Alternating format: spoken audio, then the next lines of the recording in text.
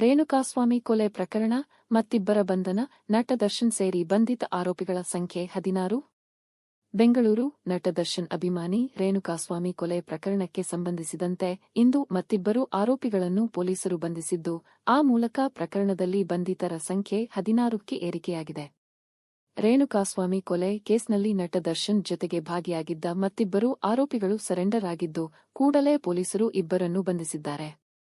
ಬಂಧಿತ ಆರೋಪಿಗಳನ್ನು ಚಿತ್ರದುರ್ಗದ ಅನುಕುಮಾರ್ ಅಲಿಯಾಸ್ ಅನು, ಜಗದೀಶ್ ಅಲಿಯಾಸ್ ಜಗ್ಗು ಎಂದು ಗುರುತಿಸಲಾಗಿದೆ.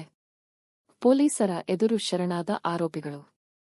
ಇನ್ನು ಚಿತ್ರದುರ್ಗದ ಡಿವೈಎಸ್ಪಿ ಪಿಕೆ ದಿನಾಕರ್ ಅವರಿಗೆ ಶರಣಾಗಿದ್ದು, ಅನು ಚಿತ್ರದುರ್ಗದ ಸಿಹಿನೀರ ಹೊಂಡ ನಿವಾಸಿಯಾದರೆ, ಜಗದೀಶ್ ಚಿತ್ರದುರ್ಗದ ರೈಲ್ವೆ ಸ್ಟೇಷನ್ ಏರಿಯಾ ನಿವಾಸಿಯಾಗಿದ್ದಾನೆ. ಸದ್ಯ ಇಬ್ಬರು ಆರೋಪಿಗಳನ್ನು ಕಾಮಾಕ್ಷಿಪಾಳ್ಯ ಪೊಲೀಸರಿಗೆ ಒಪ್ಪಿಸಿದ್ದು, ಆ ಮೂಲಕ ರೇಣುಕಾಸ್ವಾಮಿ ಕೊಲೆ ಪ್ರಕರಣದಲ್ಲಿ ನಟ ದರ್ಶನ್ ಸೇರಿ ಒಟ್ಟು 16 ಮಂದಿ ಆರೋಪಿಗಳನ್ನು ಪೊಲೀಸರು ಬಂಧಿಸಿದಂತಾಗಿದೆ. ಆರೋಪಿಗಳ ಮೊಬೈಲ್ ಫೋನ್ ಫಸ್ಲಗೆ ರವಾನೆ. ಇದೇ ವೇಳೆ ಅನ್ನಪೂರ್ಣೇಶ್ವರಿ ಪೊಲೀಸರು ತನಿಖೆಯನ್ನು ಚುರುಕುಗೊಳಿಸಿದ್ದು, ಆರೋಪಿಗಳಿಂದ ಜಪ್ತಿ ಮಾಡಲಾದ 14 ಮೊಬೈಲ್ ಫೋನ್ಗಳನ್ನು ಡಾಟಾ ರಿಟ್ರೀವ್ಗಾಗಿ ಎಫ್ಎಸ್ಎಲ್ಗೆ ರವಾನೆ ಮಾಡಿದ್ದಾರೆ.